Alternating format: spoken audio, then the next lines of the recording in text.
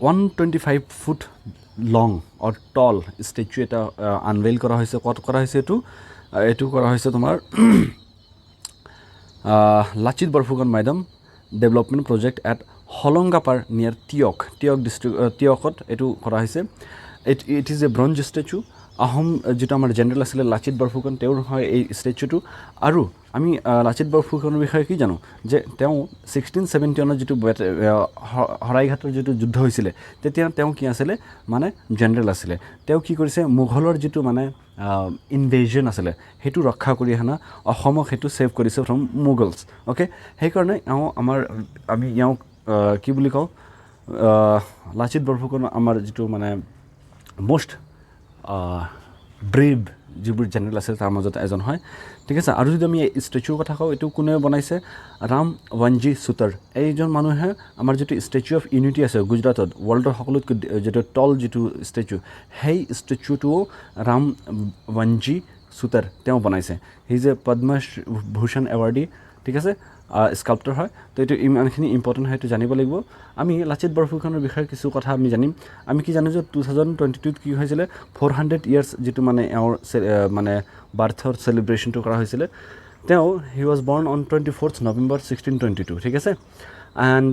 তেওঁৰ যেটো মানে বেটল অফ হৰাইঘাটৰ যেটো মানে লিডাৰশ্বিপ দিছিল সেই কাৰণে বহুত ফেমাস হয়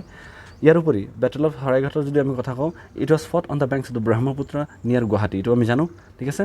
আৰু